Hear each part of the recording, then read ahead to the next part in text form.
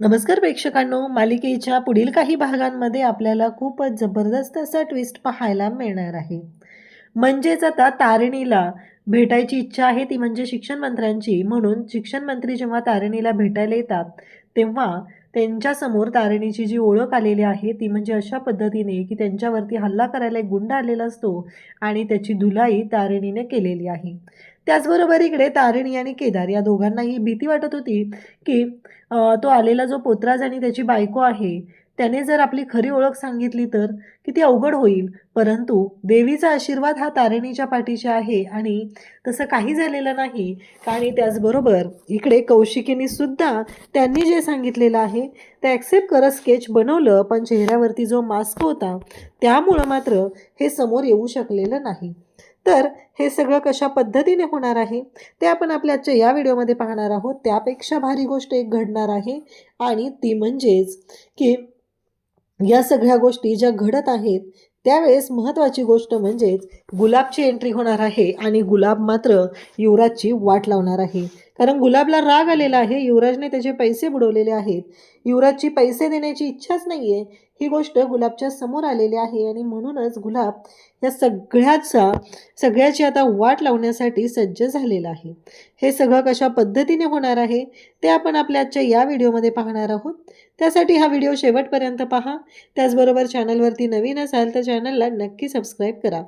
तर इकडे आपल्याला पाहायला मिळतं ते म्हणजे आता तारिणीला फोन आलेला असतो त्यांचे जे सीनियर आहेत, DCP साहेब त्यांचा, की स्वतः शिक्षण मंत्र्यांनी सांगितलेलं आहे की त्या दिवशी ज्या मुलीने म्हणजे ज्या स्पेशल क्राईम युनिटने त्या मुलीचा जीव वाचवला तिला मला भेटायचं आहे.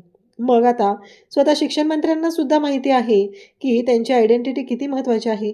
मग शिक्षण मंत्री येतात आणि त्यांच्यासोबत असलेले त्यांचे बॉडीगार्ड वगैरे त्यांना सगळ्यांना बाहेर ठेवतात आणि ज्या ठिकाणी तारिणी आणि त्यांची भेटायची सोय केलेली असते त्या ठिकाणी ते जातात. आता ते तिथं जातात तेव्हा तारिणीच्या लक्षात आलेलं असतं की शिक्षण मंत्र्यावर हल्ला करण्यासाठी एक गुंड शिरलेला आहे आणि तारिणी बरोबर तिथं पोहोचते आणि त्या गुंडाची धुलाई करू लागते. म्हणजे स्वतः विश्वंभर राजे शिर्के यांनी तारिणीचं हे जे काही रूप पाहिलेलं आहे ते पाहून अवाक झालेले आहेत. कारण हे स्पेशल क्राईम युनिट खरंच खूप जबरदस्त आहे हे त्यांच्या लक्षात आलेलं आहे. आणि त्याचवेळी ते अक्षरशः तारिणीच्या पुढे नतमस्तक झालेले आहेत, कारण त्यांना सुद्धा तारिणीमध्ये देवीचंच रूप दिसलेलं आहे हे इथे आपल्याला पाहायला मिळतं. जेव्हा या सगळ्या गोष्टी घडत असतात तेव्हा तारिणी मात्र खंबीरपणे हे सगळं करत असते आणि त्या पद्धतीनेच लढत असते.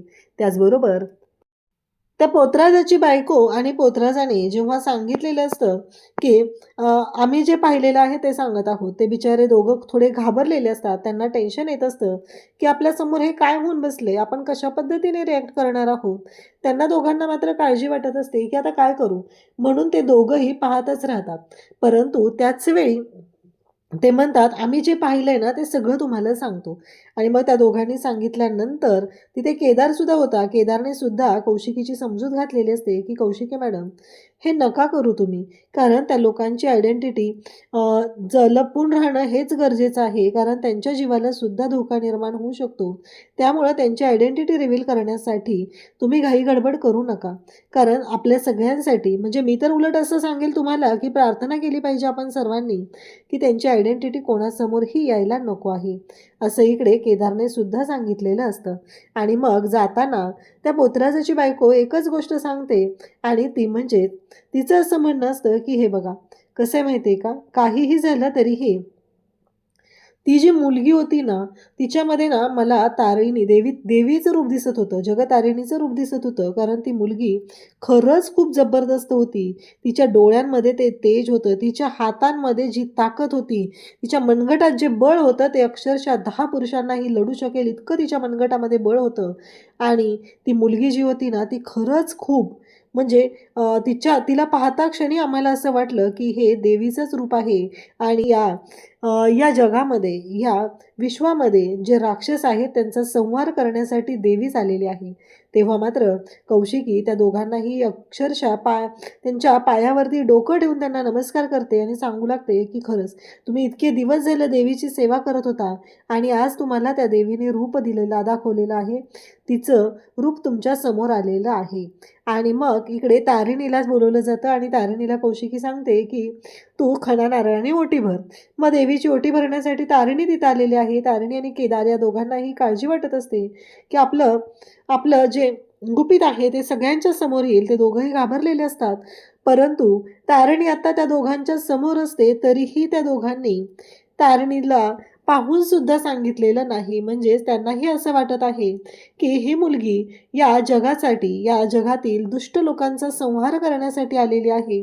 देवी आईने तिला पाठवलेलं आहे, तर आपण तिची ओळख सर्वांसमोर आणायला नको. अशा पद्धतीचा विचार त्या दोघांनी सुद्धा केलेला आहे.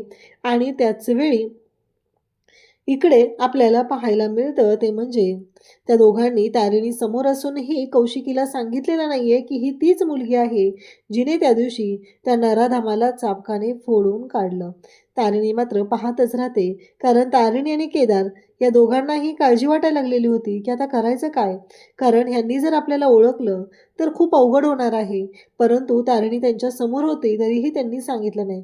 त्यांनी ओळखलेलं होतं, पण त्यांनी सुद्धा तारिणीची जी ओळख आहे ती ठेवलेली आहे. तिला जगासाठी जे काम करायचं आहे त्यासाठी तिला ती गोष्ट त्यांनी दिलेली आहे. हे आपल्याला इथे पाहायला मिळतं. स्वतः केदार आणि तारिणी या दोघांनी सुद्धा देवीला तिथे नमस्कार केलेला आहे आणि पोतराज आणि त्याची बायको तिथून निघून जातात. परंतु इकडे आपल्याला पाहायला मिळतं गुलाब मात्र जाम भडकलेला आहे. कारण गुलाबचं प्रॉब्लेम असं झालंय की तो जो माणूस होता, जो मुलींना त्रास देत होता, तो माणूस गुलाबचाच माणूस होता आणि त्याला पोलिसांनी ताब्यात घेतले. आणि गुलाब ज्यांच्या म्हणण्यानुसार सगळं करत आहे, त्याचे जे गुरुजी आहेत त्यांनी त्याला सांगितलेलं आहे की काही दिवस शांत राहा, काहीही निर्णय घेऊ नको आणि काहीही करू नको, कारण आपला एक माणूस त्यांच्या ताब्यात आहे ही गोष्ट विसरू नकोस, असं सांगितलेलं असतं. आणि आता मात्र गुलाबला इकडे खरं तर टेन्शन आलेलं आहे, पण पैशांचं काय करायचं, त्याचा धंदा आता बंद झालेला आहे. त्यामुळं त्याने युवराजला फोन केलेला असतो. युवराज म्हणत असतो की हां, मी तुमचे पैसे देतो, पण मला थोडासा वेळ हवा आहे, असं युवराज सांगत असतो. तेव्हा मात्र त्याला खूप राग येतो आणि तो म्हणतो की तुझी वाट लावणार हे मात्र नक्की आहे, तुझ्या घरात घुसून तुझी वाट लावणार आहे, तुझ्या हातात बांगड्या भरणार आहे, अशी धमकी युवराजला दिलेली आहे. त्यानंतर युवराज त्याला मुदत मागतो आणि फोन ठेवतो, कारण डायरेक्टली गुलाबने सांगितलेलं आहे की तुझा तो भाऊ आलेला आहे ना, त्याच्यामुळं तुझ्या हातात आता काहीही राहिलेलं नाही, त्यामुळं तू काहीही बोलला तरी तुझ्यावरती माझा विश्वास नाही. आणि युवराज मात्र आता टेन्शनमध्ये आलेला आहे. तो डोळे बंद करतो आणि त्याला नंतर आपल्याला पाहायला मिळतं की खरंच गुलाब घरी आलेला आहे. आणि गुलाबने फक्त युवराजच्या हातात बांगड्याच भरलेल्या नाही, तर युवराजला साडीसुद्धा नेसवलेली आहे. गुलाबी रंगाची साडी युवराजला नेसवलेली आहे आणि त्याच्या हातामध्ये हिरव्या बांगड्या भरलेल्या आहेत. आणि युवराजकडे पाहत तो म्हणतो की ही तुझी लायकी आहे आणि तुझी ही कर्तबगारी आहे, कारण काहीही असलं तरीही तू स्वतःच्या हिमतीवरती काहीच तुझ्या बापाचं जे प्रॉपर्टी आहे ते तुझ्यासाठी राहिलेली नाही. त्यामुळं तू कितीही सांगितलं आणि काहीही झालं तरीही ही गोष्ट तुला ॲक्सेप्ट करावीच लागणार आहे की तुझा भाऊ आल्यामुळं तुझं त्या घरातलं स्थान संपलेलं आहे. आणि युवराजला खरं तर रडायला लागलेला असतो तो. आणि त्यानंतर तो भानावर येतो. त्याच्या लक्षात येतं, बापरे, हे तर स्वप्न पडलेलं होतं, इतकं भयानक स्वप्न आपल्याला पडले. त्यामुळं युवराजला घाम फुटलेला आहे. युवराजला खरं तर आता भीती वाटायला लागली की हे सगळं काय होऊन बसलंय, खरंच जर गुलाब आला आणि त्यानं असं काही केलं तर. तेव्हा मात्र आता तो पाहतच राहतो. इकडे तारिणीने शिक्षण मंत्र्यांचं जीव वाचवलेला असतो आणि ती कोण आहे हे सुद्धा शिक्षण मंत्र्यांना समजलेलं असतं आणि शिक्षण मंत्री तिच्याकडे पाहतच राहतात. तर अशा अर्थाने आता तारिणीची ओळख ही शिक्षण मंत्र्यांच्या समोर आलेली आहे, तर युवराजची मात्र इकडे वाट लागलेली आहे. अशाच अपडेटसाठी चॅनलशी कनेक्ट राहा. थँक्यू.